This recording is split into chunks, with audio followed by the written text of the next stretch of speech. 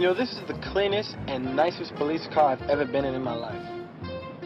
This thing's nicer than my apartment. Computer, I want you to shut down all the lens flare generators. Lens flare generators deactivated. Fascinating. That's better. I was unaware that we had that. It's nice, right? I mean, who designs a starship where lights shine right in your eyes from virtually every angle? Sweet and low? No. This is not sweet and low. This is equal. Blue packet. Sweet and low is pink. See? Equal blue, sweet and low pink. Not...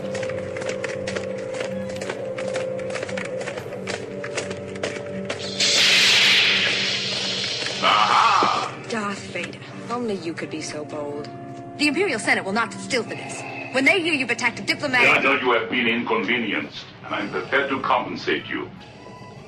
Shall we say 1 million American dollars? Very well then, 2 million. I'd have settled for $1 million. I'll take $1 million. Give or take $1 million? Yeah.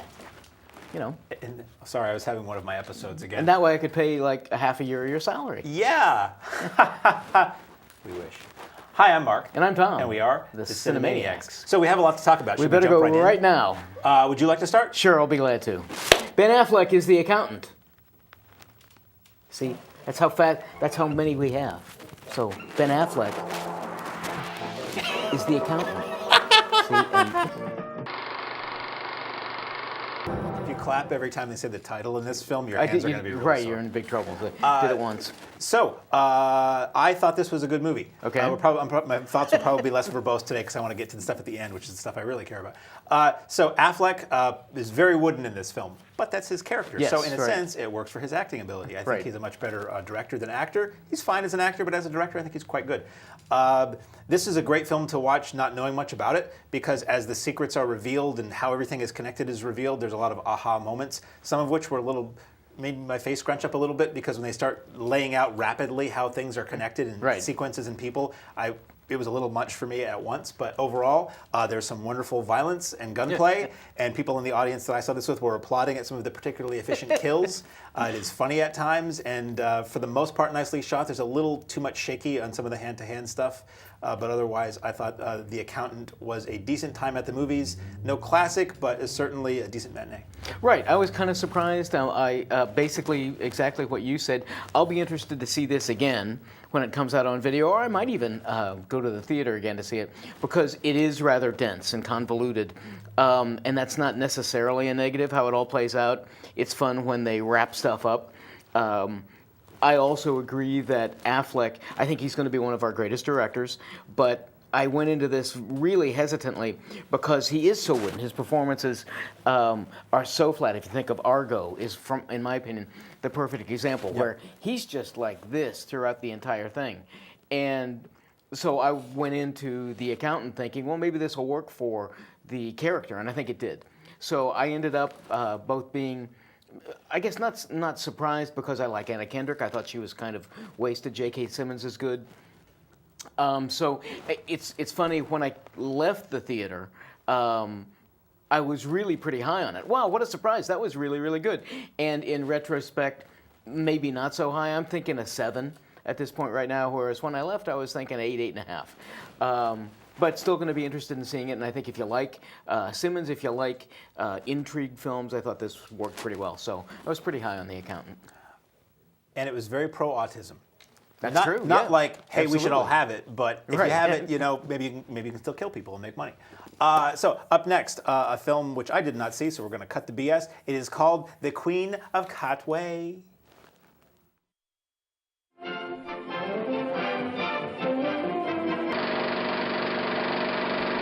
So Disney flick, so you know going into it kind of what the tempo, the timbre is going to be. It's all very uplifting. Real solid performances. I did go into this, and while I love playing chess, I did go into this thinking, how can you make a super inspiring movie about chess?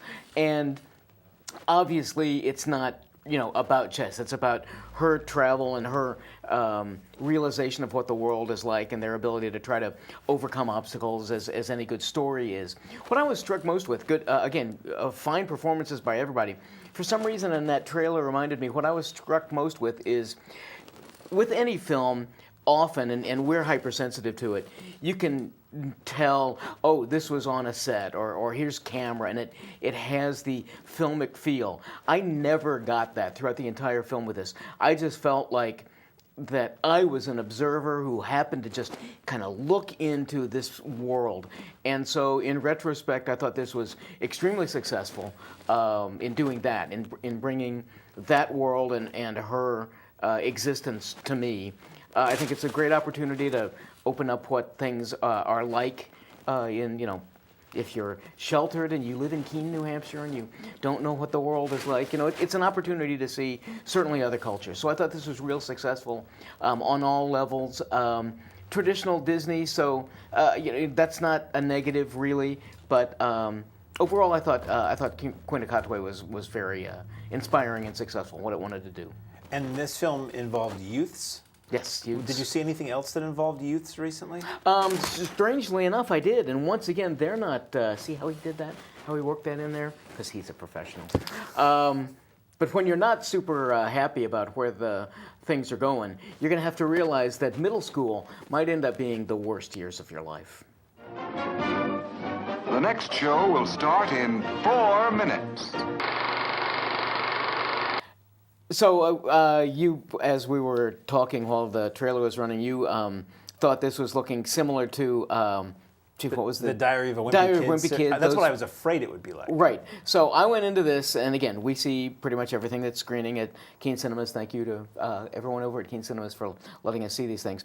My younger son, Walter, who is now in high school, but so has gone through all of these, did not want to see this. Screened the trailer for him. He said, well, okay, we went, and both of us were really pretty disappointed. I thought...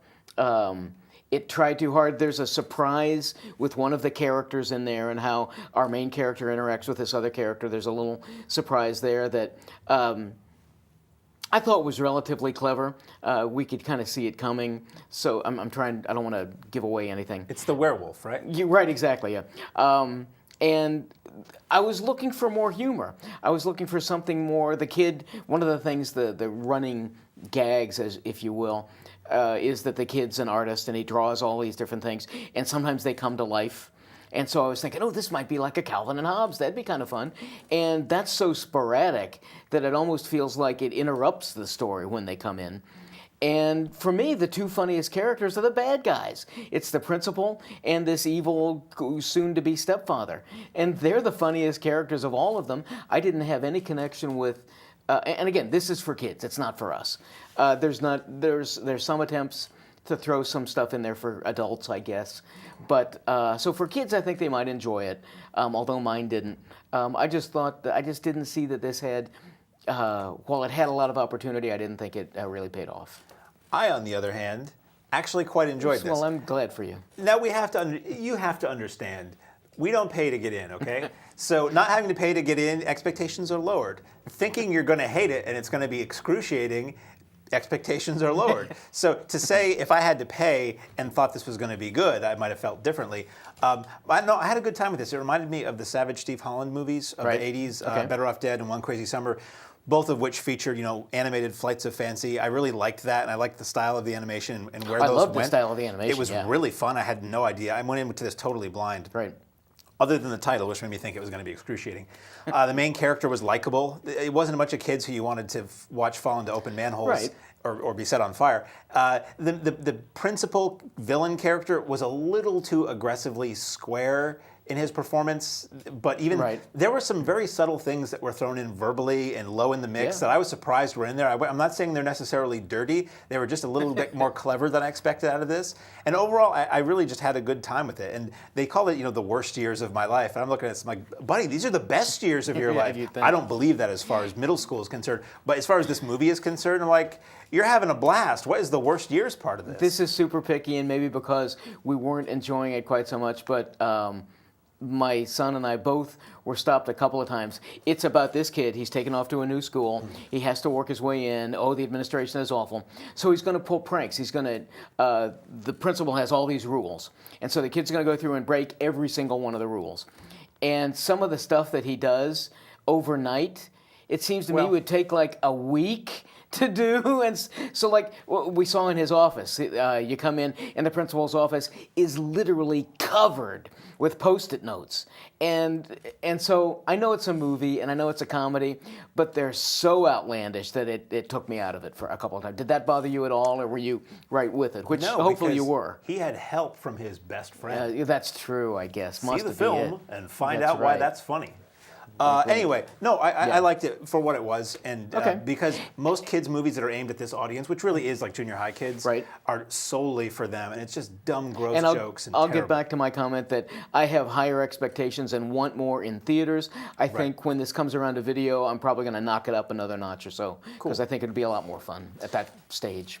Speaking of knocked up, Yes. that actually kind of works. Okay. Who are you going to call when knock up? strange neighborhood chicanery is going on through the glass of a moving mass transit vehicle? Well, you should call, if you have the correct exchange number, the girl on a train. Really? You should. What's her number again? 555-5555. Once again, that is 555. Train. 1-5. Clickety-clack, clickety-clack. Look what's coming down the track. Speaking of films for the whole family. Highly anticipated, though, and I was really looking forward to seeing this, but it didn't come anywhere nearby. But strangely enough, you're a traveling man. Made a lot of stops all over the world. There you go. Yes, I saw this at the Alamo Drafthouse Yonkers, my favorite home away from home indoor theater. So based on an extraordinarily popular book, I believe the rights to make the film were snatched up before the book was published, one of those deals. Oh, wow. So you have Emily Blunt as a woman who is riding the train back and forth to work every day, and she's sort of finding herself fascinated with the lives of the people she sees when the train stops, and she sees what she thinks is impropriety with someone, and then later she goes to confront that someone and is in an inebriated state, and that person she's going to confront goes missing. So it is an intricate... Emily Blunt is in an inebriated state? She is, and Emily Blunt has moisture issues in terms of how much she takes in and what kind. So basically, it's a complicated tale of Emily Blunt and her ex-husband and his current wife and their babysitter, and it's very Hawaiian, let's say. And every movement tells a story. And it's her trying to remember and piece together what she did or didn't see, and how is she making too many assumptions, and she's instigating herself into the lives of these people to try to, for herself, figure out what happened, because she suspects something very dark happened, but nobody else knows. So it's very melodramatic. It's very much, I think, more of a woman's film than a men's film. It reminded me of Gone Girl, which I didn't like, because that movie to me felt like a Lifetime movie with all of the exploitable elements just jacked way up. And this sort of feels like that. It's very blandly executed for my sensibility. The camera work, it's a whole lot of close-ups, a whole lot of just very gray photography, which I'm sure is supposed to indicate the mood and all that stuff, but it's just, to me, on a large screen, it just wasn't that lovely to look at. But I know people are really into this movie. I think it is just my own personal take that keeps me from really liking it all that much. I've heard from other people who liked it a lot. So I would say if you have heard of the book and don't want to spend hours and hours and hours reading it, 2 hours and a half will get you the movie version of Girl on the Train. Relative at the theaters, then I think we're recommending The Accountant. I think we are. He's the one to check out and see. So we thank everybody over at Keen Cinemas for all of their help, and the Drafthouse, I suppose, just for being there, as the case may be. If they want me to get in for free to watch things, who am I to say no? Yeah, exactly right. So if you're looking around at home video, however it may come into your television set or whatever medium by which you are choosing to watch these things, yet another one is out when all sorts of nefarious deeds are going on, and they seem to be pretty supernatural. To use his catchphrase, who are you going to call? Not mine. Ghostbusters. What do you know? No muss, no fuss. There's Easy Pop popcorn for all of us. Okay, we try to find nice things to say about movies, right? I think we're usually always trying to look for Outstanding some use things. of color in this film. I thought the effects were unbelievable. And while you've got to compare the two, okay? You've got the original with Murray and Aykroyd and all those guys, and the effects there still hold up. And what I think made that one so successful, I mean, it wasn't terribly dramatic. I thought the beginning of this was almost scary, was almost effectively scary. My real problem with this new one is twofold. And I'm not trying to be sexist, but in many respects... Women aren't funny, is what you're going to say, Is right? that what I'm going to say? It seems to me the only thing that changed was you did a search and replace, and you replaced Venkman with, so you replaced the guys with women, and that's really all that changed. Sure expected a lot more comedy out of this with McCarthy in it. She's not funny. Leslie Jones was by far the funniest character in this, and I wanted more and more of her, and she's basically excised as much as possible. Her character is just thoroughly minimized. And so I found what I was really hoping for, and maybe not fair to place this on a film to make it just for me, but we actually have not the characters, but the actors from those who are still around from the original. You know, you see Bill Murray, you see Dan Aykroyd. Why, in my opinion, why didn't you bring them back for half an hour, have them training these women and turning it over to a new series of Ghostbusters? That would have transitioned much better for me. I think I would have had a lot better feelings for them, and certainly this needed a lot more humor. I was bowled over by the effects and thought they were just spectacular, but nothing really new for this, and I was really pretty down on Ghostbusters. It's a remake, and my whole thing is, so much of the beef I and other people had with this movie was the fact that it's a remake. There's no reason... Okay, any business 30 years later or 40 years later is going to have different people working there for the most part. Right. So how about the Ghostbusters is still an entity that it exists, and these are the people who work there now. Right. Bingo, you're done. You have a picture of the old guys on the wall that says "Our Founders." You don't even have to have them in the damn movie. That aside, I just didn't find it funny. I don't really care for Paul Feig's stuff. It was too long. It wasn't funny. The effects were good. The colors were pretty. And when they get into the busting toward the end, that was pretty cool, pretty well done. Even though I'm thinking, ghosts of Macy's floats? Ghosts of balloons? Yeah, exactly. That's a little weird. What happened to them? Dead balloons? Maybe if they were made out of cowhide. So yeah, I wasn't really big on the Ghostbusters remake. Some people liked it, some people I know liked it, some people didn't. I'm not sure that it made enough to make more of them, but I know that was the intention, was a new series, because nobody makes one of anything if you can make three. So decide for yourself, now on home video. Up next. Still on home video, actually, or actually... Not still necessarily, but also available on home video. Bryan Cranston plays a U.S. Customs official who finds something kind of suspicious, and as he goes investigating, he gets on the wrong side of the Colombian cartel as he checks out what it is to be the infiltrator. So launching car. The astronaut is moved to the capsule hatch by the new Lionel Cherry Picker car. So, real quick, this don't know where this came from. Really, I don't recall it ever being advertised as being in the theaters. You know, it's not questionable, but it's a question as to what we're going to get at Keene Cinemas, because they've got 6 theaters. You got to be selective. So I had not heard a lot about this. Cranston, clearly the lead for this. He's getting a lot of since Breaking Bad and other Oscar nod worthy things. He's getting a lot of coverage, and so this is clearly his vehicle. Interesting story, based on a true story, whoop-de-doo.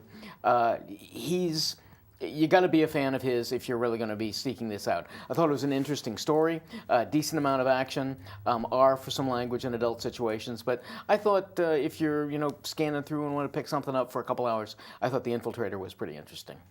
Speaking of infiltration. Yes. Let's talk for a moment. Let's just bring the show to a halt and speak just for a moment about a story about a man who infiltrated a group of primates long ago in the jungle. Who are we talking about? What's this rated? I don't know. What's this rated? That's we got sick. Some infiltration of, okay. He's being perverse. So, in lieu of a long flibberty-gibberty introduction, we have the latest take on the myth of the Lord of the Apes, entitled, let me look, The Legend of Tarzan. 1498. Remember, every boy wants a Remco toy, and so do girls. and they kiss. Slam bang, yeah, exactly right. You'll see That's a right. man kiss a monkey. It's every which way, but yeah. So yet another take on Tarzan. I thought this was pretty good. I liked the fact that they didn't start from page 1 of Tarzan to Tell get us us the up whole to speed. story again. Thank you. Either you know the story, you don't know the story. They sprinkle it throughout in flashbacks very briefly, and it's a lot of like people mentioning the story. And you get Tarzan, you get a civilized adult Tarzan in this. And that was a fun take. It's like another Tarzan adventure rather than see how it all began. No. It's like 30 movies that show you how it all began, including one with Bo Derek that's really terrible. So yeah, this was fun. CGI animals I still don't dig that much, and I can tell, and it just doesn't seem real to me, but it was fun action and a fun movie, and I would not be opposed to more Tarzan films. Right. I would just hope that they wait 2 movies before they bring him to civilization, because anybody who's going to make one, it's like, we got to get him in the city. I want to see him swinging through vines in the city. That's Spider-Man. So yeah, I thought this was cool. Yeah, I did too. I went into this thinking, how much different can they make this? I thought it was really interesting. Greystoke getting back into civilization. Initially, because I knew the story was that then there's these horrible capitalists that are tearing up the jungle, and he gets called back on. I'm thinking like, well, so what is the ape like? Pick him up and call him on the Tarzan phone or something? I didn't. So how he got back there was that was a minor bit. I too enjoyed the differences in seeing, quote unquote, the civilized Tarzan now back in the jungle. I also thought, especially after the Jungle Book, which I thought was mind-blowing special effects. I clearly expect to see that up there for an Oscar at the end of this year for those digital animals. Yeah, I thought the apes, it was distractingly digital. So kind of 6 of one, half dozen of another on Tarzan. Liked the story, thought technically it could have been better. Speaking of apocalyptic tales. Yes, well, you can use the term itself as well, but if you want effects and you want to see lots of things like your environment just going all the pot, to use certain negative words that can be used before 8 o'clock or what's the 10 o'clock? I don't know. I don't remember what we're talking about. Let's talk about the end of the world where the X-Men have to stop Apocalypse. Bear Masher has a bear trap, spring-loaded catapult, and battering ram. And then they all die. So an unbelievable cast, Yeah. Academy Award winners and nominees and everything. It always surprises me that that they reprise their roles. I bet they probably have fun doing these. I'm sure they're paid quite well. Fassbender is wonderful, but Apocalypse, and I won't steal too much of your thunder, but you mentioned another film that we'd seen when this came out in the theaters very recently, and it seems like I've seen these. I don't know how much more we can have really bad villains come up against the X-Men. We've got a couple of new characters that have been introduced, Quicksilver being one of them, where you think, well, why isn't he the most powerful superhero in the entire universe? He can do anything. And so it gets, for me, and I'm a superhero fan from long ago, grew up with the Marvel characters, all of these guys, worked for DC for a while. So I love them and know them really well. And I'm just kind of getting a little tired of the X-Men in particular, also kind of the Avengers, and you can make reference to that. This one I thought was a little tired and tried a little bit too hard, and so I wasn't really crazy about Apocalypse. For me, it was really interesting when they did First Class, right, which is basically a way to recast everybody younger and hotter, which is what Hollywood is about. But then you had Days of Future Past, where you have the grown-up versions of the characters mixing with the youthful versions of the characters, and that's in time travel and stuff like that. And so this is the third in that series of the young Avengers, let's say, young sexy Avengers, right. Young long-haired Professor X, moody and broody. I think this is the least of the three of those. Yeah. Partially for me, not necessarily this film's fault, but I watched this after having seen the most recent Avengers movie, which was yet another, it's the end of the world, and oh my God, we all have to join together to stop this entity and all these swirling CGI effects and buildings crumbling. This is another one of those. So to me, I'm just like, again, it's a team of people who have to work together to stop some entity that's going to cause the end of the world. Right. Which sounds like, when the stakes are that big, too often, it becomes boring. Right. I keep saying, I want one of these movies to be 80 minutes and they have to stop a runaway train. Just something simple and practical and not earth-shaking. Like a Bond movie where he's locked in a bank vault and he's going to run out of air and he has to figure his way out of a locked building might be more interesting than a laser that's going to blow up the moon again, And I love the Bond movies. So I think this was good. I don't really have any fault with this movie. Great special effects. The cast works well together. You have cool scenes where everybody's doing their part in battle. It's just, for both of us, I think. More of the same. It's just kind of fatigue at this point. Speaking of fatigue. Yes. Whose fault is it?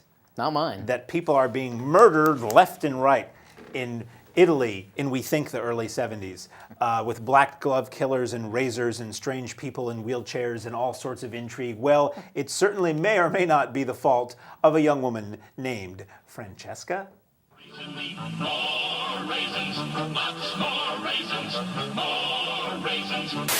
Whoa, I have a headache after just watching the trailer. So what you have here is a modern neo-giallo film. This is a film that pays tribute to the Italian horror thrillers of the early 70s that Dario Argento started off doing. So you have your gloved killer and your straight razor and your close-ups of fetish objects and a little bit of sauciness and Euro cars. And they don't explicitly say a year, but it's pretty clear that it's early 70s in this film. And the music is very much like a Goblin score or an early... If you like these movies like I like these movies, you either will embrace all of the things you recognize or be annoyed that how much of it is a knockoff of things that you like, sometimes certain shots, sometimes all kinds of stuff. I had a good time with it. It didn't, at first I'm like, oh, is this just going to be like visually name-checking all these movies that I like? But it really isn't. It's more than that. It's well done. It would fit in with that era of film. They did something that you can sort of see in the trailer. They processed the visuals in a certain way that I wasn't in love with. I enjoyed that. I don't know if it was supposed to look like a decaying film stock, like if you're watching an old print, or if it's supposed to look like a second dub on a videotape or what. But that aside, this is really well made. Yeah. Every aspect of this is really well made. Some of the acting isn't great, but at the same time, if you look back at the movies it's nodding to, it wasn't always that great either. So I think if you're a fan of giallo films, this is certainly one to check out. This is a fairly small release, so you have to look for it online somewhere. And if you just want a decent, stylish horror film and don't mind subtitles, it's going to be a lot better than most of what's on the shelf this week, I would say. I will admit to the moment I hear the term homage, I'll cringe and think, oh, that just means we're going to just rip stuff off. And so it's been a while since I've seen Argento stuff, which I loved. And so when this came in, I started basically from ground zero with Francesca. You made it available to me. And I ended up not even watching the subtitles. I thought it was really understandable just watching the visuals, which I ended up loving. I enjoyed the fact that they tried to make it look like decaying film stock, and that to me led to, we talked a little while ago with the early Phantasms, to just kind of the gritty feel of the piece. And so I thought this was, again, an interesting transfer, very enjoyable, and while many of our viewers, may be turned off to the subtitle aspect of it, if this is available, whether or not they're going to seek it out, but if it's available, once again, I'll say that I thought it was intelligible and understandable even without reading the subtitles. It was so visual. Enjoyed it, yes. Which is something about Argento's films. The shots are so creative and gorgeous to look at. And speaking of gorgeous, there's a lot of ways you can see things now. You can download them, you can stream them, you can buy them physical. I'm still a physical guy, as you can see from the wide shot. But this is a really nicely packaged set. It's got an old-style giallo-looking Italian movie poster look to the cover. Opens up, you have a DVD copy, a Blu-ray copy, a copy of the soundtrack, and tucked inside is a booklet about the film that looks like one of the old 60s, 70s giallo paperback covers. So it's like the attention to detail, it goes beyond the film and it goes into the packaging. Like overall, it's like a really nicely done set. Right. Speaking of nice sets. Well, there may be more than just one, but don't you get into enough trouble when you're in college? Well, if you're a fraternity pledge, you got to go find some entertainment for the whole group. You better be careful what bar you end up going to, and you better be careful what ladies you approach, because you might have to, in getting her to come back to you, you might have to do a little vamp. Looking people in the whole world. Potato Head people look different every time you make them. So I remember when this came out back in '86, and I was too young to see it in the theater, and I caught it on cable thinking, ooh, this is going to be sleazy, and it kind of really isn't. Right. So I think I saw most of it back then, but it really wasn't until like last weekend that I finally saw VAMP. 20, 30 years later. I like this quite a bit, actually. It's not great, but for what I expected, it was better than I expected. You have Chris Makepeace, who people remember from Meatballs, and a lot of and familiar bunch of other faces stuff. and names. Robert Rustler is in this. He's very funny. The two. They're the two best friends basically in college, and one of them's kind of a schemer and the other one's a bit more of the down-to-earth guy. But their comedic interplay as a comedy team is like really good. And then you have Getty Watanabe, who's also known as Long Duck Dong from 16 Candles, is in this, and a lot of familiar faces. Grace Jones was like all over the ad art for this. She's not in it too much, but she's sort of the main evil vampire in it. And it's sort of like a proto From Dusk Till Dawn. They go to this strip club thinking they're going to hire a dancer for some frat party, and it turns out it's a den of vampires who figure all these people here are single, alone, and won't be missed. So it's them trying to survive and get out of this place. So it's very 1986. It's very candy-colored, neon-colored. We neglected to mention it, but this is an Arrow release. So obviously this looks gorgeous. There's a whole bunch of supplemental features, as every Arrow release has. So everything you ever wanted to know about Vamp but were afraid to ask will be answered.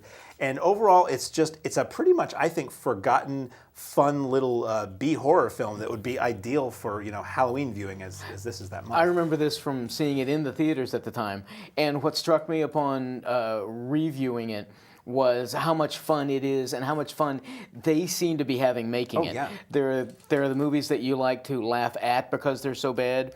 There are the movies that you laugh with because they know they're having fun with it. And that's the latter was exactly what this seemed to be. So I think Vamp is something that if you're a horror fan, if you're a comedy fan that can that isn't off-put by some. I mean, it's not scary by any means, but maybe the supernatural topic or anything like that. I think Vamp was loads of fun. Speaking of the supernatural, yes, we continue with that theme. Moving from L.A. to China, we have a tawdry tale of... the dog here has a tawdry tale, I believe. That's true. He's good. It is entitled Phantom of the Theater. When Chuck Cooper goes north, he's learned not to bother to ask for grits.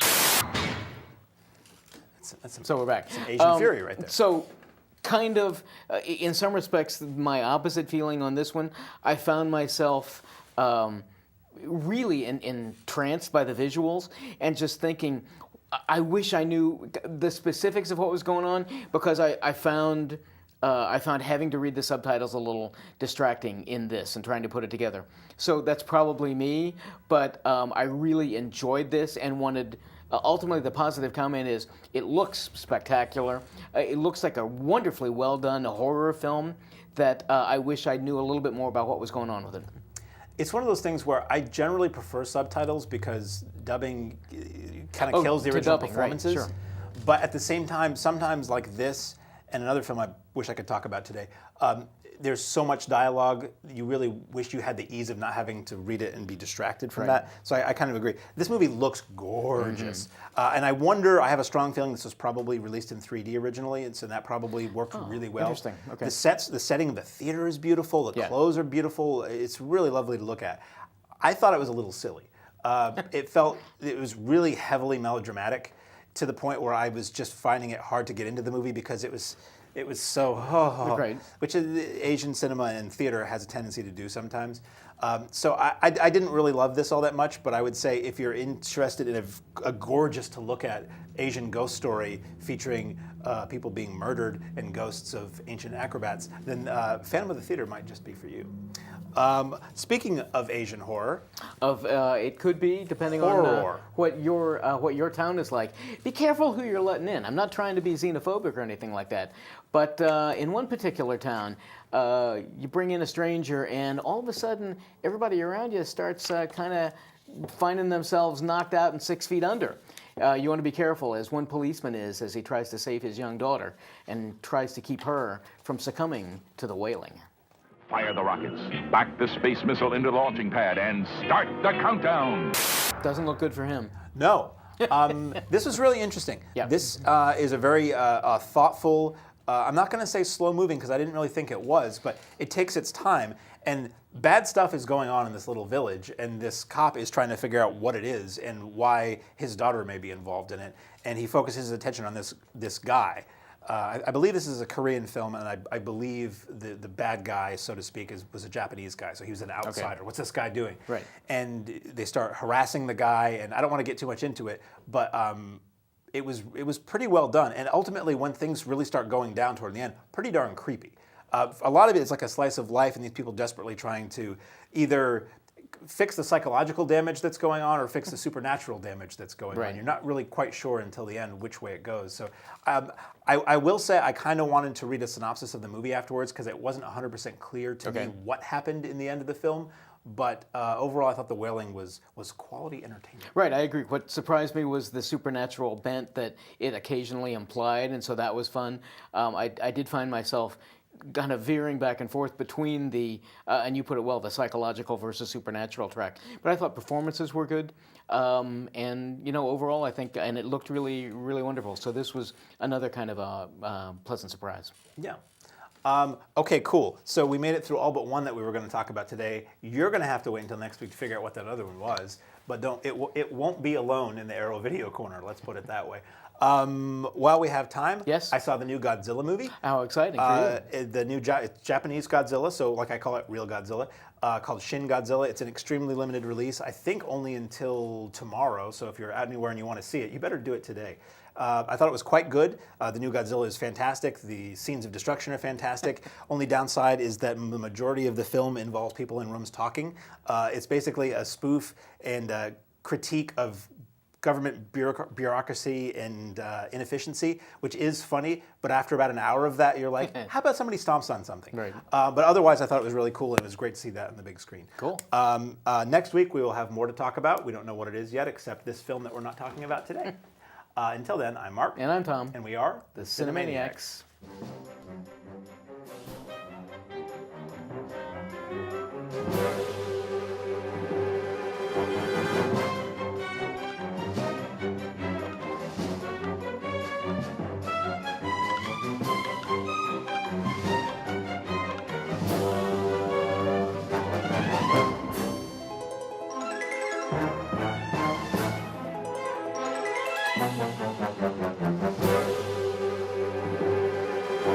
Thank you.